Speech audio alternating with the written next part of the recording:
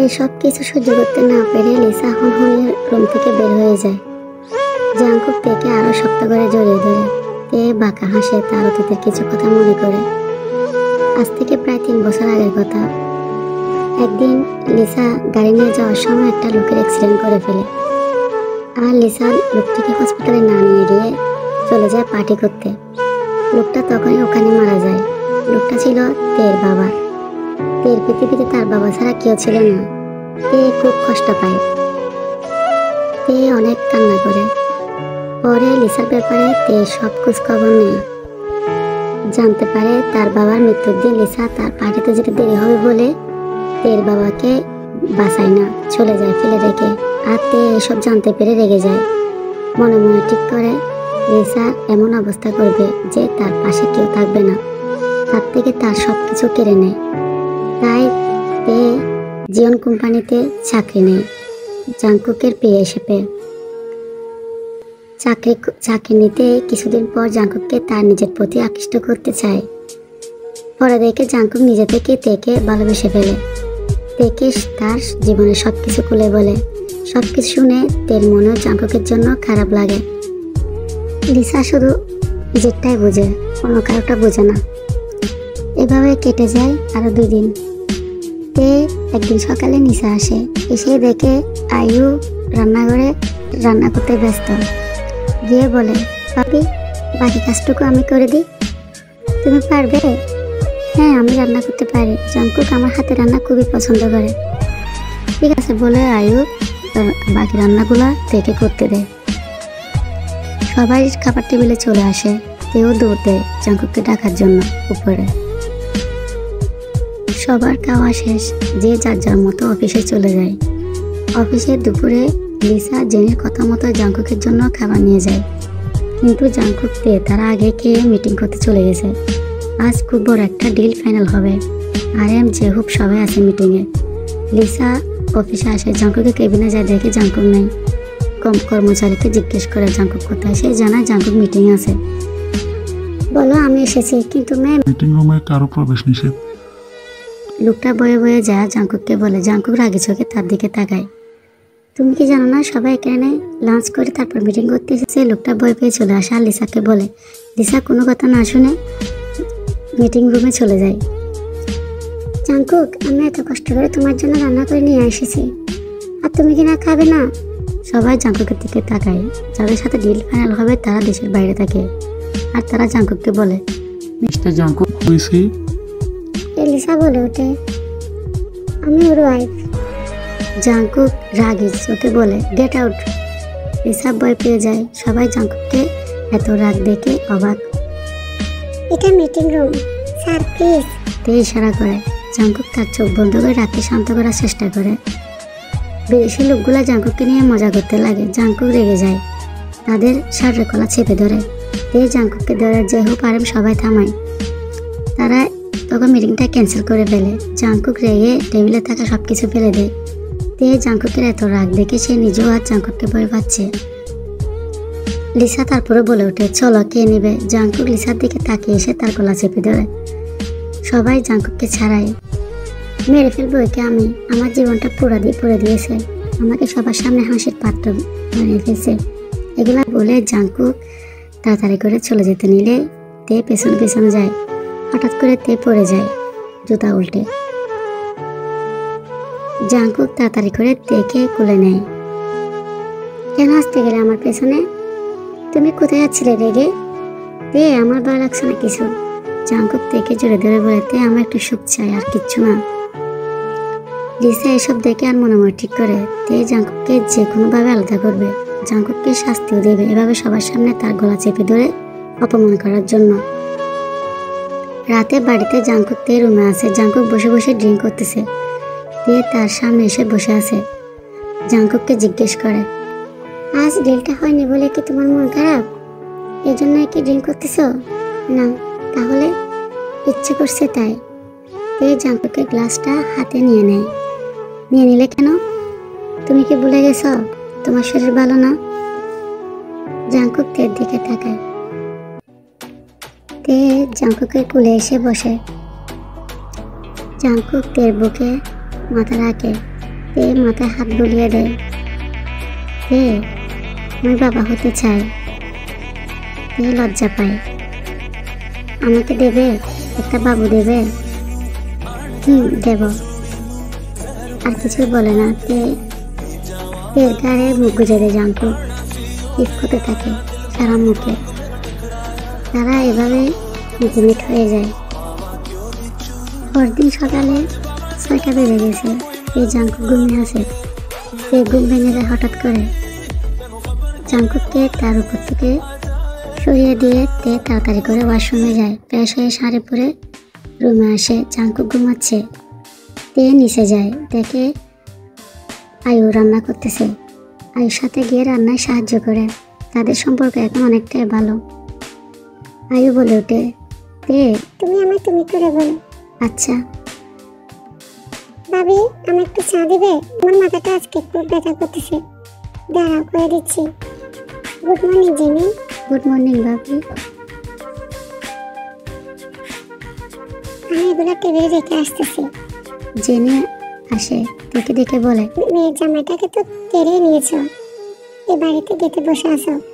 তেও হেসে জেনিকে বলে দেয়, কি করবো বলুন তো, মেয়েকে বিয়ে দিয়ে তার শ্বশুর বাড়িতে গেতে বসে থাকতে আপনার লজ্জা করে না? যত বড় মুখ নাই তত বড় কথা। উমা, কথা বলতে হলে কি মুখ বড় করতে হয় আন্টি? লিসা শুন, এদিকে মেয়ে আমায় কি বলতেছে। কি বলছে আম্মু? আমি নাকি তোকে বিয়ে দিয়ে বাড়িতে গেতে বসে আছি। কি? এই তুমি রাস্তার মেয়ে, আমার আম্মুকে কি বললে? মুখ সামলে কথা বলো লিসা। আমার বাড়িতে থেকে আমাকে মুখ সামলাতে বলছো? কোন পেপারে লেখা আছে এটা তোমার বাড়ি? এই লিসা চুপ চুপ করো, এখন সবাই খেতে আসবে। আসুক, তাতে আমার কি? আমি মেয়েটাকে ছাড়বো না। জাঙ্কুক ডেকে ডেকে রুমে নিয়ে চলে যায়। আর আমি বলে ওঠে, এমন অশান্তি না করে আমাদের একটু শান্তিতে থাকতে দাও, আমার ছেলেটাকে একটু বাঁচতে দাও। লিসা আর জেনিও চলে যায় রুমে। এদিকে জাঙ্কুক দেখে জিজ্ঞেস করে, নিচে কি হয়েছিল? কি হবে, সতীনের সাথে সংসার করবো আর একটু ঝামেলা হবে না? তা কি করে হয়? তুমি এত কিছু ভেবো না, যাও ফ্রেশ হও। জাঙ্কুক চলে যায় ওয়াশরুমে। কিছুক্ষণ পর থেকে নিচে যায় খাবার খেতে। জাঙ্কুকের মোবাইল বাজে। তে বলে ওঠে, দাঁড়াও আমি নিয়ে আসতেছি। তে রুমে যায়, মোবাইল নিয়ে আসতে লাগে। সিঁড়ির কাছে আসলে পড়ে যায় তে। জাঙ্কুক দৌড়ে এসে তেকে ধরে ফেলে। তারপরও তে একটু কোমরে আর পায়ে ব্যথা পায়। জাঙ্কুক তেকে কুলে করে সোফায় শুয়ে দেয়। আর এম অবাক হয়ে দাঁড়িয়ে আছে। কিরে, তে তো উপরে উঠছে ভালো, আসার সময় কি হলো? কিভাবে পড়লো? জাঙ্কুক চেক করে দেখে তেল তেলে ভাব, শাড়ি ভিজে গেছে। গিয়ে দেখে সিঁড়ির কাছে সবগুলা তেল। এই কথা বারবার বলতে তেতো লাগে না তোমার? হঠাৎ করে ওখানে আরাম চলে আসে। তে বলে ওঠে, গুড মর্নিং বাবা। Good morning. মা কোথায়? মা উঠেছে? হ্যাঁ উঠছে, রুমে আছে। জিমি, তোমার চা। লিসা বলে ওঠে, বাবা আপনি এই মেয়েটার সাথে কি করে এত খুশি হয়ে কথা বলতে পারেন? মানে আপনি বুঝতে পারছেন না? না লিসা, তুই তাকে কি বলছিস? জামাই বাবু নিজে তো এই মেয়েটাকে এ বাড়িতে নিয়ে এসেছে। তুমি কাকে মেয়ে বলছো জেনি?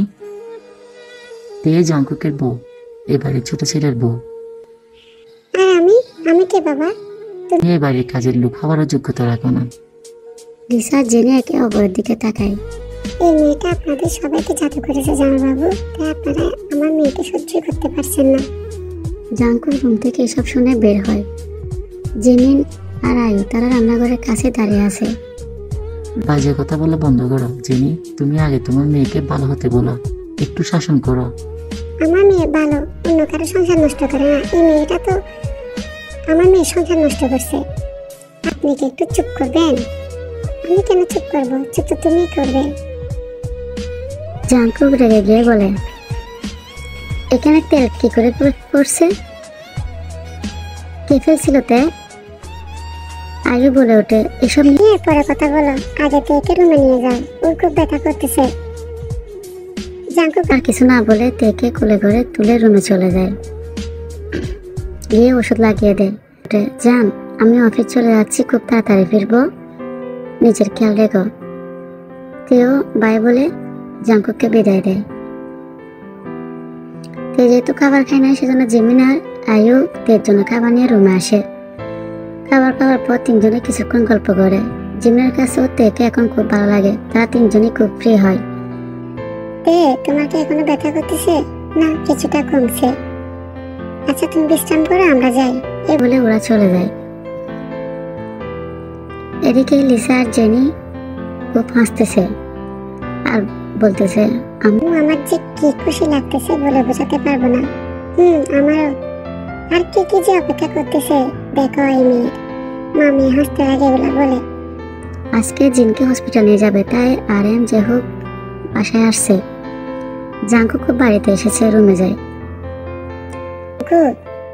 এই তো করিজা তের পাশে গিয়ে বসে তেকে জড়িয়ে ধরে। খাবার খেয়েছ? না, বাবিরা বলছিল, কিন্তু তোমার সাথে খাবো বলে অপেক্ষা করছিলাম। ঠিক আছে, আমি ফ্রেশ হয়ে আসতেছি। এভাবে কিছুদিন পার হওয়ার পর জাঙ্কুক আর এমন করে থাকতে চায় না। লিসা এর ভিতর অনেক কিছুই করে ফেলে, তাই সে লিসার বিরুদ্ধে প্রমাণ জোগাড় করে। এদিকে লিসা এসব কিছু না জেনে তার একটার পর একটা প্ল্যান নিয়ে তেকে আঘাত করতে থাকে, কিন্তু তেকে এত বোকা নাকি সে সব কিছু বুঝে যায় লিসার প্ল্যান।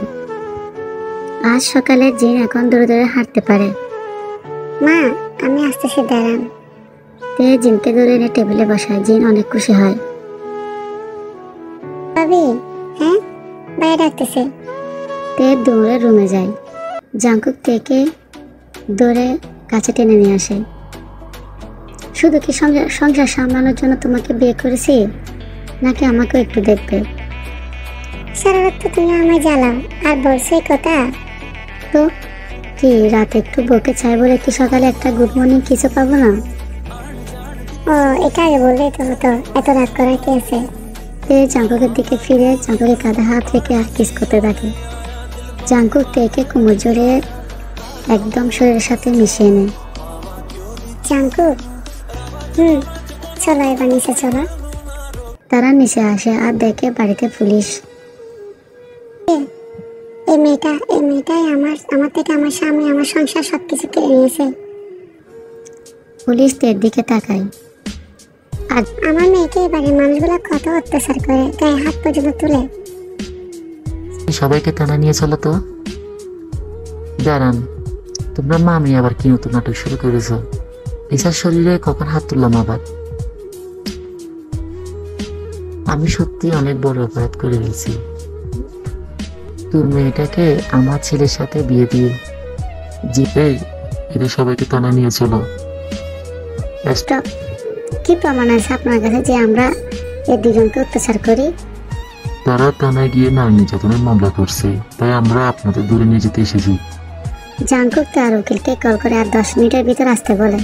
কিছুক্ষণ পর উকিল আসে আর পুলিশকে জাঙ্কুক আর লিসার ডিভোর্স পেপার দেখায়, যেটাতে লিসা আর জাঙ্কুক দুজনেরই সিগনেচার আছে। লিসা বলে ওঠে, আমি তো সাইন করি নাই। এটা কিসের ডিভোর্স?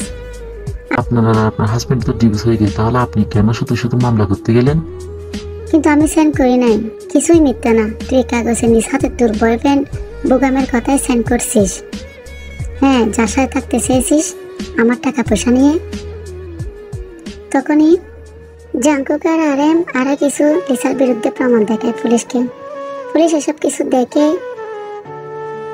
বাড়ি থেকে চলে যায়। লিসা আর জেনিকে ঘাট ধাক্কা দিয়ে বের করে দেয় আরএম আর জাঙ্কুক।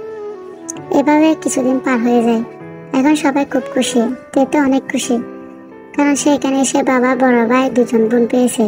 এত ভালোবাসা দেওয়ার জন্য তার প্রিয় মানুষটা, যে তেকে ছাড়া কিছুই বুঝে না। আজ অফিস বন্ধ হতে যখনই সময় পায় জিনের পায়ে মালিশ করে দেয়। আয়ু আর জিমিনের সাথে বসে গল্প করে, আরামকে চা বানিয়ে দেয়। বাড়ির মানুষগুলোর সাথে একদম মিশে গেছে, তার নিজের কেউ নাই, তাই সবাইকে পেয়ে তে অনেক তাড়াতাড়ি আপন করে নেয়। কিছুক্ষণ পর তে কফি নিয়ে জাঙ্কুকের রুমে যায়। জাঙ্কুক সোজা কফির মগ পাশে রেখে তেকে নিয়ে কাটে ফেলে দেয় আর চেপে ধরে। কি করছো এসব? চুপ, একদম চুপ, আমার বাচ্চা চাই। তাই বলে কি এখন? এক্ষুনি বেবি, আসো কাছে আসো। এ বলে জাঙ্কুকের গলায় মুখ গুজে দেয়, অনবরত কিস করতে থাকে। তেও জাঙ্কুকের স্পর্শগুলো আর নিতে পারে না, উত্তেজিত হয়ে যায়। জাঙ্কুক তের মাঝে ইন হয়ে যায়। এবার কিছুদিন পর জিমিনের বিয়ে হয়ে যায়। তেও এখন প্রেগনেন্ট, সবাই অনেক খুশি। তেকে প্রচুর সবাই ভালোবাসে এবং টেক কেয়ার করে। জাঙ্কুক খুব খুশি তার পরিবারকে পেয়ে। আগের চেয়ে নর্মাল হয় জাঙ্কুক এখন। তার সব টেনশন এখন নিমিশে শেষ। এখন সে পুরোপুরি সুস্থ।